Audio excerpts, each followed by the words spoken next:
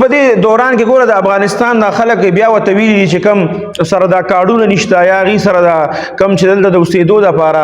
هغې ته یو کارډ وایي دا مخکې وایي دوی له ورکړو نو بیا دا کم خلک چې اوس وباسي دي بیا هغه کارډونه هغه خرڅ کړي که څه چلې کړی نو اوس بیا دې ته هغه مشکلات شروع شوي دي افغانستان والا ته او افغانستان والا دا دي چې بس وباسي یې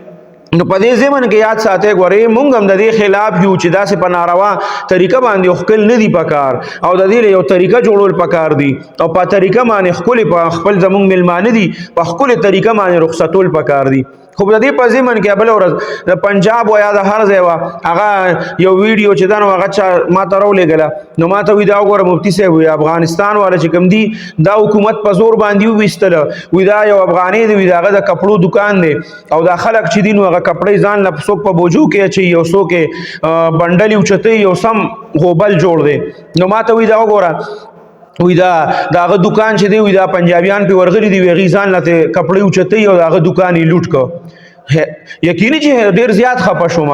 ما وی دا وګوره دا خو ډیر زیات د خفګان خبره ده دا کپړې هغه په پسونه وخت کې دا سرمایه جمع کړي هغه به ځان دا دکان جوړ کړي او اوس هغه سره دونه ناروا سلوک شو بیا ټیک شو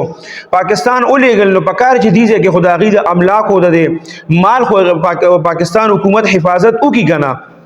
نو زه په دغه سوچ کې وم چې بیا ما معلومات کو نو بیا راته هغه صحیح یو مونږ مرګره دی الله دې ښه ساتي هغه راته د هغې په باره کې صحیح ویډیو راولېږل هغه پنجابي بیا ویډیو کړې ده ویل چې یاره دا ګوره د اختر نه مخکې په پلانکي ځای کې چې دی نو زمونږ دکان دی او ما هغې باره کې یو ویډیو کړې وه او د اختر نه مخکې چونکې په دې کپړو باندې ډېر زیات رشي مونږ داسې ایټم یې ساتو چې د هغې په مارکیټ کې ډېر زیات مانګي نو دا دکانداران چې څنګه راشي نو دوی ځان له په بوجو کې او ځان له چې څومره مال یې اوچت کو بیا هلته لاړ شي کاونټر ته د هغې حساب کتاب کېږي او د هغې والا بل جوړېږي د هغې پیسې بیا جمع کوي خو که څوک لږ لیټ شي دکاندارانو نو بیا هغې ته دا مال میلاویږي نه نو دا صرف د هغې هغه ویډیو مونږ کړی و دکاندارانو دپاره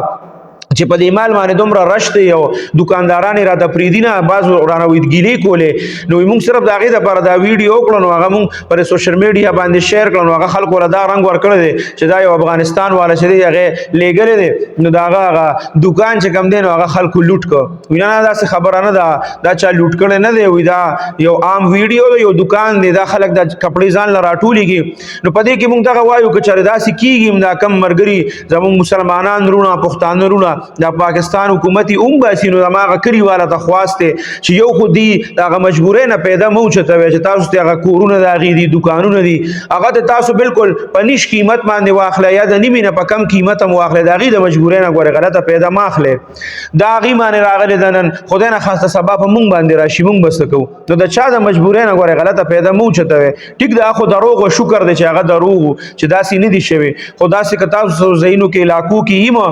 نو دا څه کار مه کوئ چې د هغې دا مالونه تاسو وایئ چې دا به مونږ ته پاتې شي او دا مال چا ډېر کړی دی د دې دنیا نه تګ دی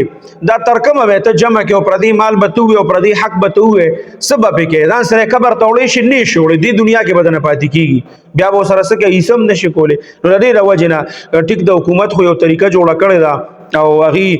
ټیک د د دې یو کارډ او هغه که دې سره بیا دې نوښ کړل ډېر زموږ ملګري دي هغې شته دلته هېڅ پروا یې نشته هغه خپل ډاکومنټس هر سره برابر دي خو دا کم چې دي دې سره کېدی شي هغه ډاکومنټس دي خو طریقه مو والا صحیح پکار ده چې داسې لکه د ګډو بیزو په شان نه په طریقه باندې زموږ مسلمانان وروڼه دلته یې مونږ مېلمستیا وکړه او بیا مېلمه چې دی هغه په ښه طریقه باندې رخصتول پکاري خو د هغې دا کم مالونه چې پاتې شي نو دا همداسې نه چې دا مال غنیمت ګڼل او په خپله لوټ مار کول او هغه په خپلو کې تقسیمول داسې هم نه دي پکار دا مسلمان سره هم ښه نه ښکاري او بل لارې چې دا د مېلمستیا هم دی چې دا یو مېلمه لاړ او ته د هغه په کور ورغلی دې لوټ کو دکان دې ولې لوټ کو نو ښه د هغه ویډیو خو دروغ وه خو که داسې وي نو داسې کار پکار هم نه دی هغې سره باقاعده مدد پکار دی امداد ورسره پکار دی د هغې هغه څیزونه ځان سره که ځای د سره وي هغه سنبالول پکار چې ته لاړ شه په صحیح طریقه باندې بیا راشه میاشت نیمه پس دا څیزونه ستا دلته دي بیا به یې په خپله په مزه مزه باندې خرڅ کړې